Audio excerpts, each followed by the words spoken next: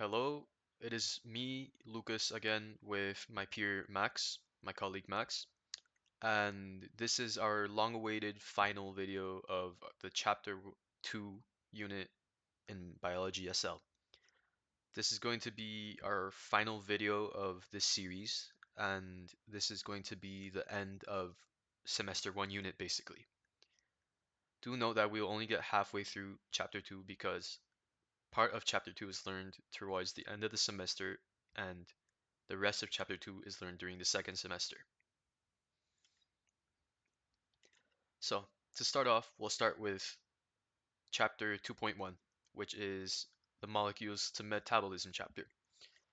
This chapter covers molecular biology, synthesis of urea, carbon compounds, classifying carbon compounds, drawing or identifying molecules, metabolism, anabolism, catabolism, and these are diagrams that show carbon compounds and metabolism.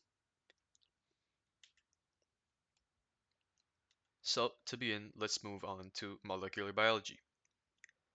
What molecular biology is that it explains the living processes in terms of chemical substances involved. It states that many molecules are important in living organisms, including one apparently as simple as water, but the most varied and complex molecules are nucleic acids and proteins. What you'll notice about this chapter is that it's very knowledge based. There's going to be a lot of white sections compared to orange, purple, or green sections. A keynote when it comes to this is having good organization, taking good notes, extracting key information, and here's a good example of good notebook hygiene taken from Whitelines. Basically, you keep your text to one side and keep your diagrams as integrated as you can while separating them from the text. This is a good way to link your notes between visual and textual evidence. Now moving on to the synthesis of urea. This is going to be an orange section, one of the few inside of this chapter, and basically it applies a real carbon compound produced by living organisms to the previous information, and it also can be artificially synthesized. It is a good idea to keep this in mind as better understand it basically gives better understanding of molecular biology and it also simplifies knowledge. You can see here that it shows a molecular diagram of urea, shows a cycle of reactions that occurs to synthesize urea inside of liver cells. You can also see a brief explanation of how it happens, the things that are involved in it, such as enzymes or excretion or where it occurs, which is in the liver. Moving on, we'll be talking about carbon compounds. Basically, carbon atoms can form four bonds, allowing a diversity of compounds to exist. Carbon is only the 15th most abundant element on Earth, but can also make a diverse range of molecules due to the four bonds they can make. Carbon atoms form covalent bonds with other atoms, which is when two adjacent atoms share a pair of electrons, with one being contributed by each atom. This is the strongest type of bond, and carbon atoms can bond with just one other element, or they can bond to more than one other element, such as it occurs in ethanol. You can see again, this is another knowledge-based text piece, and what we did was take the most important information out of it and put it into our notes. Next, we'll be talking about classifying carbon compounds. Basically, life is based on carbon compounds, including carbohydrates, lipids, proteins, and nucleic acids. Many of you might go to the gym and keep a diet and know how to balance your proteins and carbohydrates. It is important to know that these two are all two of the four main classes of carbon compounds that life is based upon. So basically, living organisms use four main classes of carbon compound, and they all have different properties, so they can be used for different purposes. Basically, carbohydrates are composed of carbon, hydrogen, oxygen, and have a ratio of 2 hydrogen to 1 oxygen. Proteins are composed of amino acids that contain carbon, hydrogen, and oxygen and nitrogen, but 20 of the amino acids contain sulfur. Nucleic acids are chains of nucleotides that contain carbon, hydrogen, oxygen, nitrogen, and phosphorus. What we learned in class from our teacher is a good way to memorize these is through the chance method. Chance basically is the initials of all the things that are found inside of these, and you can break them down and highlight each one based on what they contain. Moving on to the drawing or identifying molecules. This is a purple section, so it's applying your skill to these examples. You're going to need these for future assessments, I'm not gonna lie, and it's important that you memorize to differentiate the glucose from the ribose, and that you memorize the structure of hydroxyl, amine, carboxyl, and methyl groups. You also have to memorize their simplified notation, but if you know how to draw their full structure, you should have no trouble with this. I personally would practice by copying these diagrams down into my notebook, and this is a good way to memorize, and it's how I did it myself.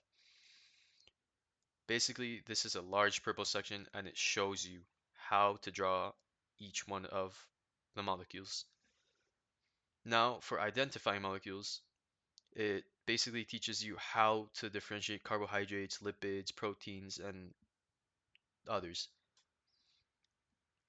It's very easy to recognize them, and like I mentioned before, using the chance method helps a lot with this too. Now moving on to metabolism, anabolism, and catabolism. So actually, anabolism and catabolism are part of metabolism. Metabolism is a web of all enzyme catalyzed reactions in a cell organism, and anabolism and catabolism occur inside of this. Anabolism is a synthesis of complex molecules from simpler molecules, including the formation of macromolecules from monomers by condensation reactions, while catabolism is the breakdown of complex molecules into simpler molecules, including the hydrolysis of macromolecules into monomers. A good way to memorize the difference between them is anabolism is building up and catabolism is breaking down. Also, like I mentioned before, if you go to the gym, you might know what anabolic steroids are. Anabolic steroids build your muscle. That's a good way to remember the difference between anabolism and catabolism too. Now, we'll be talking about water, chapter 2.2. Basically, this explains hydrogen bonding inside of water, its properties, what hydrophilic and hydrophobic terms are, and comparing water with methane, and finally, cooling the body with sweat. So to start off, we'll be covering hydrogen bonding in water. Basically, water molecules are polar and hydrogen bonds form between them. A water molecule is formed by covalent bonds between an oxygen atom and two hydrogen atoms. In figure 1 and figure 2, you can see the water molecule model and a representation of the hydrogen bonds. Positively charged particles and negatively charged particles attract to each other and form an ionic bond. Now, to what's more important, the properties of water. Water has 4 different properties: cohesive, adhesive, thermal, and solvent properties. These all are important to life and how water works basically. And you'll see later on how the thermal properties especially will help. So continuing with our methods, from this text we can identify that hydrogen bonding and dipolarity explain the cohesive, adhesive, thermal, and solvent properties of water. We can immediately identify that there's 4 different properties, and the properties are useful to living organisms. You can extract from the text that in the cohesive property serves for the binding of 2 molecules of the same type. Cohesive molecules stick to each other, and in the adhesive property, we learned that water sticks to polar molecules and it is useful in leaves. In the thermal property, we can learn that it has several useful properties, such as high specific heat capacity, which we'll cover on later in the sweat part, high latent heat of vaporization, which also goes into the sweat part, and a high boiling point. Finally, from the solvent property, we can learn that it has important properties in this property, and polar nature of water means that it forms shells around charged polar molecules, preventing them to clump together. Now we'll be looking at the hydrophobic and hydrophilic terms. Basically, substances can be either hydrophobic or hydrophilic. Hydrophobic equals water hating. As you may know, having a phobia is to hate or be afraid of something. And that's a good way to memorize what hydrophobic is and hydrophilic is in its difference. Hydrophobic substances are insoluble in water, so they don't mix inside of water because they don't bond with water. Hydrophilic substances adhere to water, so they mix. Moving on to comparing water and methane. This is an orange section, again, which is applications. This applies the knowledge just provided about water in comparison to the properties of methane, in the other hand. It's a good idea for compare and contrast to put this into your notes, probably in a table. And an example is that they're both small molecules linked by single covalent bonds. They have very different purposes as their physical properties are very different because methane molecules are nonpolar. I would recommend putting a differences table or maybe a Venn diagram to note these differences down. Now we'll be looking at the other orange section, which is cooling the body with sweat, as mentioned earlier. This section applies the use of water in human life, and it states that water plays an important role in the effective method of cooling down the human body when doing physical activities, thanks to its thermal properties. Now we'll be talking about carbohydrates and lipids, and from here on, I will pass it to my colleague Max. Hi. Um, so we're going to be covering now carbohydrates, lipids, and proteins in depth. Lucas across 2.1 and 2.2 laid the foundational knowledge to comprehend the function of these three carbon compounds more in depth. So for carbohydrates and lipids, these are the three main things that you have to take into consideration, the three main concepts: monomers, fatty acids, and triglycerides.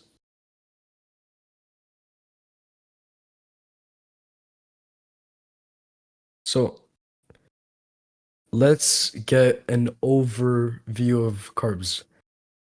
Carbs are basically built by monosaccharide monomers that are linked together by condensation reactions to make polymers. So, as Lucas detailed before, or this could be background knowledge for some of you guys, polymers and monomers are the subunit and the combination of all the units. So, a monomer would be the subunit, and a polymer would be the repetition of that subunit being linked by a certain reaction. And in the case of carbs, that reaction is condensation. So, if you have two monomers, you would have a disaccharide. And if you have more than two monomers, then you would have polysaccharides if you have more than two monosaccharides. And some examples of these are glucose, fructose, ribose, and all of these are monosaccharides that can eventually become polymers. So let's talk about condensation and hydrolysis. As we were reviewing before, when monosaccharides combine to make polysaccharides, they do so by a process called condensation. As Lucas reviewed in the past unit, where he talked about anabolism, catabolism, and overall metabolism, this would be an anabolic reaction that requires ATP. And a catabolic would be to break down, as Lucas explained. and anabolic to build up, right? So specifically condensation would be the anabolic reaction that requires ATP, where you're basically removing water, right? You're removing water. And by removing water, by extracting water, you're basically creating a glycosidic bond between subunits in this reaction. You can see this clearly to the diagram of the right, where in the top we have our monosaccharides, in the middle are disaccharides, and the bottom are polysaccharides. And so with each condensation reaction, we're able to build up these subunits, we're able to connect these subunits by condensating water, right? By removing it. This would be an anabolic reaction since we would be creating a glycosidic bond. And in the opposite side, we have hydrolysis, which is the opposite, where this reaction would introduce water into the polysaccharide or disaccharide to break down the glycosidic bond. And that would be the opposing of the catabolic reaction to condensation.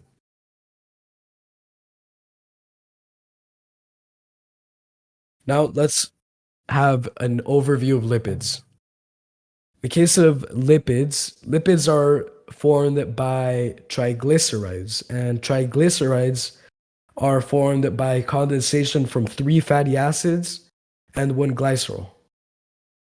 Triglycerides are one of the main groups of lipids. So it's not all lipids, but it's one of the main groups that you're going to have to know in detail. Lipids are a diverse group of carbon compounds. They are insoluble because they are nonpolar in nature, making them hydrophobic, as Lucas explained. So you can think, quick example, you can think of oil and water. If you have oil and water in the same region, they're not gonna combine together. You're gonna be able to see the layering of both of them. So that would be a pretty good example. And I said before, they're made by combining 3 fatty acids and glycerol. Yet again, the catabolic reaction taking place here is a condensation reaction where we are removing, right? The reaction removes water, yet again, like carbohydrates. And instead, an ester bond takes place to make the bond. As you can see to the right, we have how triglycerides are formed, where we have the 3 fatty acids, we have the condensation reaction, the removal of water, and then we have the ester bond being created. And to the bottom, you can see one of the purple skills that Lucas mentioned in the first unit of this chapter, which would be the name of groups, right? So when we look at certain groups like hydroxyl groups, amine groups, carboxyl groups, methyl groups in these carbon compounds, you're going to be repeating. And in exam questions, in test questions, these are going to come up frequently, where they're going to ask you, they're going to give you glycerol, for example, or a fatty acid, or the whole triglyceride, and you're going to have to, maybe the question is going to ask you, outline the hydroxyl group, outline the carboxyl group, and normally you would circle over it, but in this case, we're just pointing them out. So in the case of glycerol and fatty acids, you can see glycerol has a hydroxyl group and the fatty acid has a carboxyl group. So keep this in mind for tests looking forward.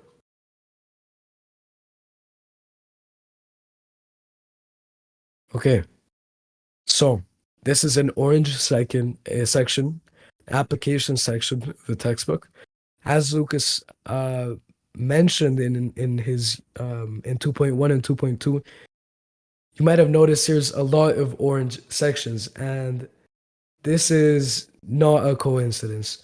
Most of these 4 chapters are applications, and applications are going to be the center point of this entire chapter, or at least these 4 units. So if you want to note take the whole entire textbook, try to put more emphasis, more punch into these sections. So let's talk about energy storage. The application of lipids and carbons, right? You can apply them as energy storage.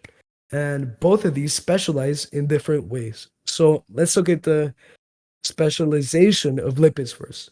By the way, all of this information we extracted out of this part, this specific part of the textbook to the right. So if you want to read it, you can read it. but our review is going to be to the left, which is what I'm going to review now. So lipids specialize in long-term energy storage. These lipids are specifically stored in specialized cells that make up what we call an adipose tissue.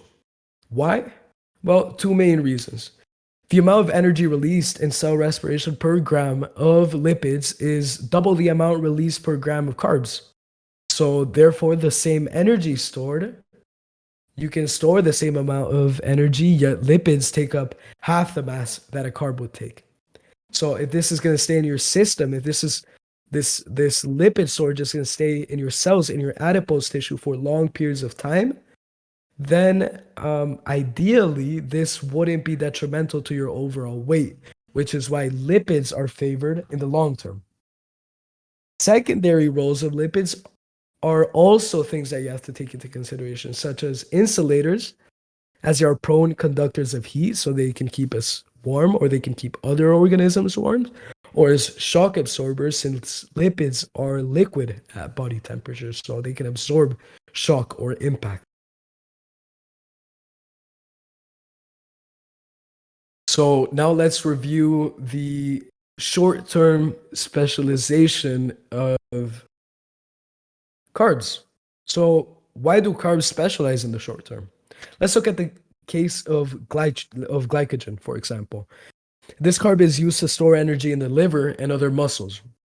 In the liver, you have around 150 grams of glycogen at each time, and in other muscles, you might have 3 to 2% of glycogen in those tissues and in those cells stored. Glycogen is used because it can be broken down into glucose and transported through the blood rapidly. So the breaking down of this component, the breaking down of these polysaccharides is much quicker than breaking down a triglyceride, specifically glycogen, which is why it is in the liver. And obviously, as you might know, because the liver controls, it basically purifies the contents in our blood. So it needs to be able to break down components to accurately control the contents in our blood. So that's why it's specifically used in the liver. It's also more versatile, as glucose can be used in both anaerobic and aerobic cellular respiration, whereas fats can only be used in aerobic respiration. So this type of energy storage can be used in a variety of tissues.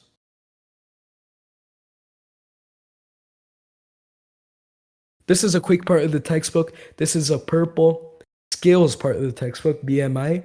Very quick. BMI is basically the determination of body mass index by calculation or use of a nomogram. BMI is body mass index, and it was developed by Adolf Quetelet, but the only thing that you need to know is how to calculate it. And this is a formula. You divide mass in kilograms by height squared, and you get the BMI of a person. And down here, you can see the thresholds for being underweight, normal weight, overweight, and obese. And it basically takes into consideration your height to see if you're truly obese, or underweight or normal weight, since if you're taller, you're naturally going to be of higher weight. So they might ask you this in a test. So keep the thresholds in mind and keep the formula in mind so that you can use it if this ends up coming up in a test. Let's go into fatty acids. Fatty acids can be saturated, monosaturated, or polyunsaturated. They are a chain of carbon atoms with hydrogen atoms linked, so it's a hydrocarbon chain. At the end of it, there will be the acid part of it, right? Because we have fatty acids, so we have the acid part of it, and it is a carboxyl group, and the carboxyl group was carbon, 2 oxygens, and 1 hydrogen, and you can see it to the diagram to the right, where we have our hydrocarbon chain, and in the top, you can see the acid part of it, the carboxyl group, right at the top.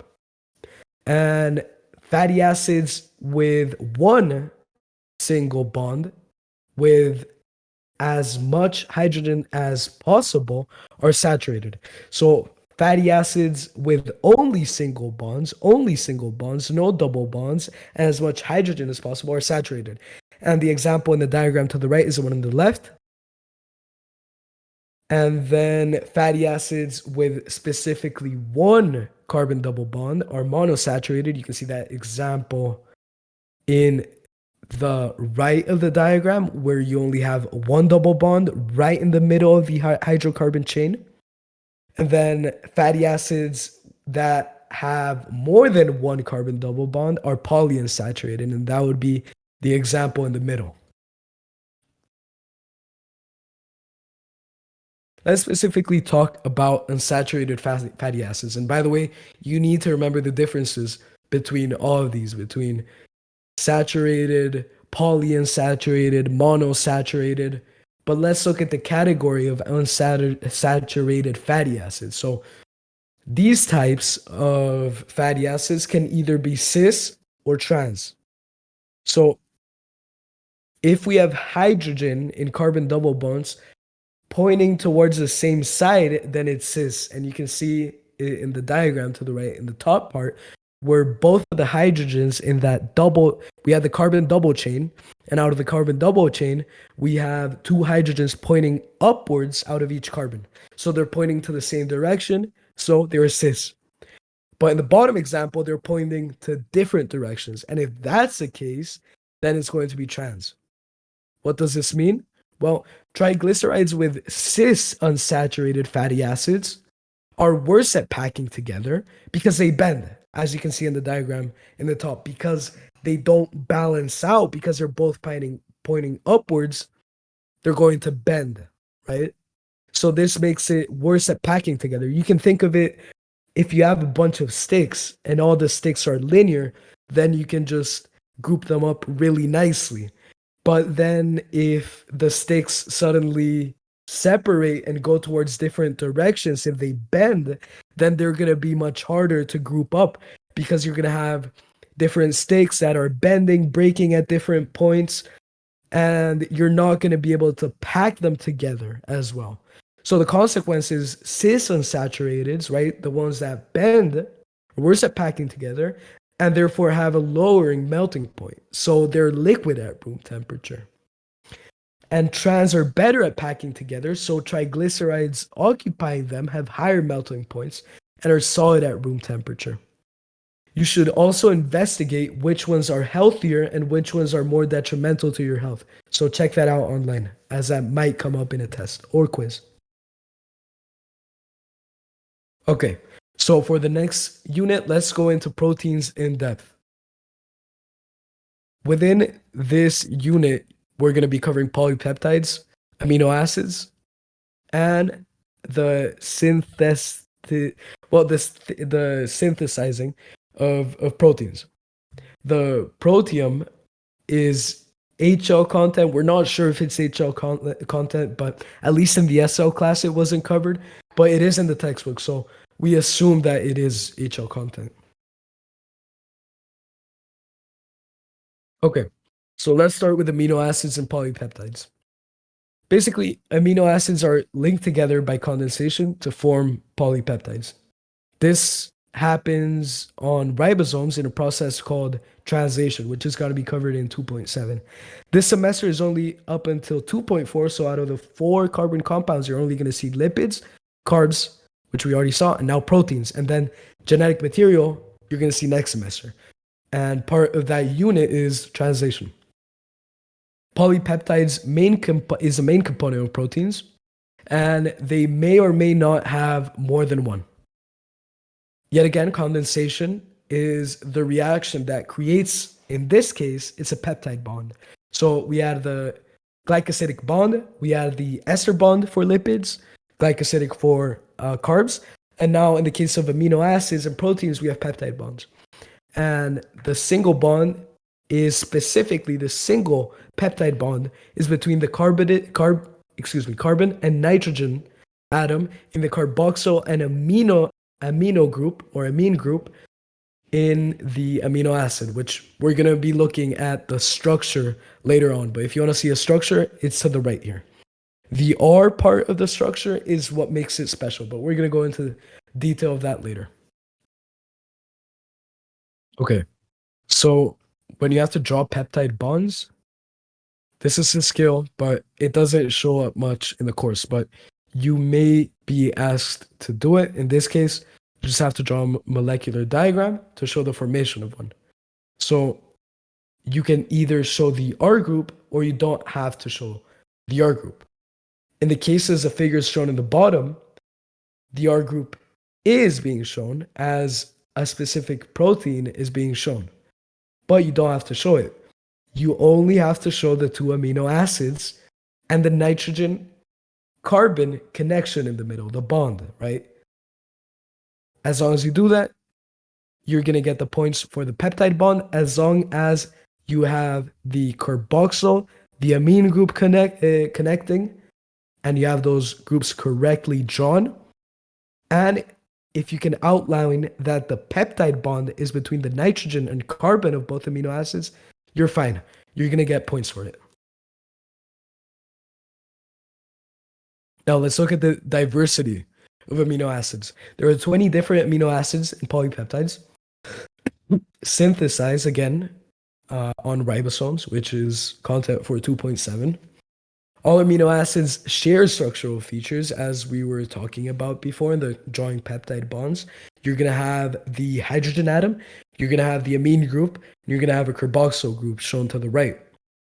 As I was saying, if you want to draw the peptide bond and get points for it in a test, you're going to have to draw it basically how it's drawn there to the right. You're going to have your amine group, you're going to have your carboxyl group correctly shown. You're going to have your hydrogen right in the top, right in the middle, then your carbon in the middle, then you're going to have your peptide bond between the nitrogen amine group and the carbon, then you're going to have the side chain, the R, which is what makes that specific amino acid unique. So you don't have to remember this. I mean, you do have to remember that it is what makes it unique, but you don't have to remember the R group of each R group of all 20 different amino acids. So as seen in the condensation example, the amine group and carboxyl group is there to form the peptide bond. And there are cases where proteins occupy modified amino acids outside of the original 20. So an example would be collagen polypeptides if you want to look into it. But originally, you have these 20 different amino acids. Just remember the number. You don't need to know the names or the specific unique side chain. Just a number.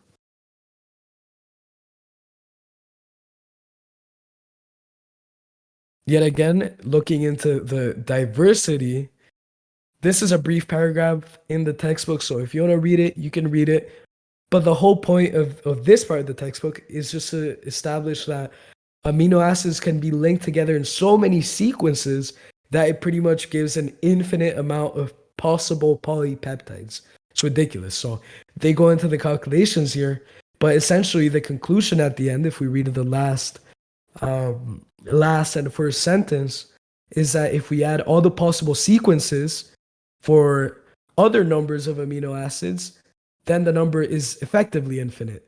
But it isn't effectively infinite for the 20 amino acids that we specifically have.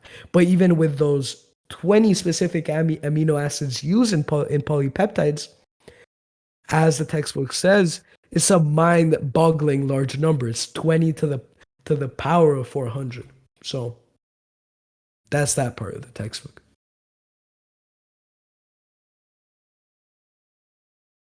Okay, so yet again, this is a very small paragraph in the textbook, so we're just gonna read it out and look forward to it. It's very important. We're gonna do the same exercise as the last paragraph, and we are doing this without the notes to the left because we can basically extract the information effectively in this video because the paragraph is so small. So what me and Lucas do in these videos to extract the key, the most important fundamental information, look at the title, genes and polypeptides, then the subheading, so basically the amino acid sequence of polypeptides, is coded for and by genes.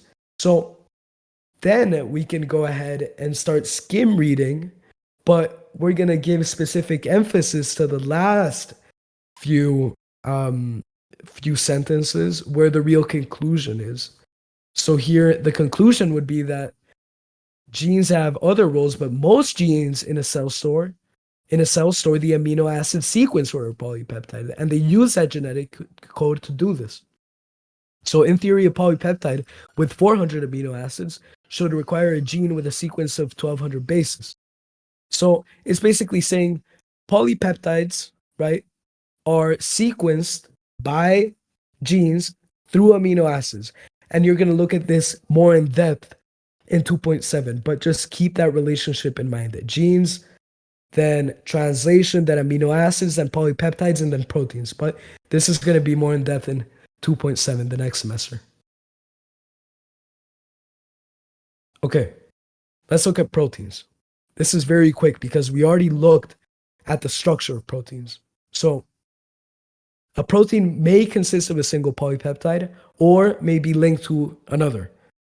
That's it. Literally, that's it. This part of the textbook, it's that simple. And then it gives you 4 different examples of proteins with different numbers of polypeptides. And if you want to take notes on this, you can, as you may use these types of proteins as examples in exams, tests, or quizzes. Okay, let's look at the function. This is more important, but it's still very, very, very brief overall. Protein is basically very versatile. So living organisms synthesize protein for a wide variety of functions. So they are the carbon compound with the greatest versatility. So they're like the worker bees of the entire hive. And they follow functions that are carried out by proteins, right? The genetic material codes for amino acids, codes for polypeptides, codes for proteins because they're just so versatile. So to the right, you can see in the textbook, they provide you with some examples. We're not going to go through every single one because the amount is mind-boggling. And even the examples given are extremely high. So you don't have to remember every single function, but remember 3 to 4, maybe 5 functions going into a test so that you can pull it out in a DBQ question where you need to perhaps explain a protein function that you may be familiar with. And for the last part, we're going to be faced with yet another applications orange part of the textbook. This is quick though. So to the left, more examples. So we were provided with 4 examples previously. Now we have another 6, and these are more in depth. So yet again, out of these 10 examples the textbook offers you, we recommend you to remember 3 or 5 in case you go into the DBQ question having to explain a specific protein and the function of that specific protein. So remember some of these in mind. And insulin is probably the most important. So for sure, do that one. And finally, denaturation of proteins. This is very simple, okay? You don't have to overthink this. Denaturation is basically where the structure is broken down. Proteins are surprisingly weak, and their structure can be denatured and broken with ease. And the denaturation of these is by either 2 factors, by either heat or pH extreme. So extremely high heats, the vibrations of heat can potentially denaturize and break intermolecular bonds in the structure of proteins. And pH extremes, both towards the acidic and alkaline sides, can also cause this. So this was actually asked in our mock exams 2 weeks ago. So just keep it in mind because you're going to have to mention these 2 factors. But that's it. You just have to remember that in the denaturation of proteins, in the breaking down of their intermolecular bonds and structure, it's either caused by heat or pH extremes, both acidic or alkaline. And this was our final video of the Biology SL course for IB Simplified 101. Thank you so much for being with us. This was a very special project that we wanted to provide for the IB community, that we wanted to prepare future candidates for these classes. And we thought review videos, dynamic review videos where we cover the most important parts of the class and how to operate the class was going to be the easiest way that we could reach out and help the community. So Thank you so much. This was made by candidates for candidates. Thank you.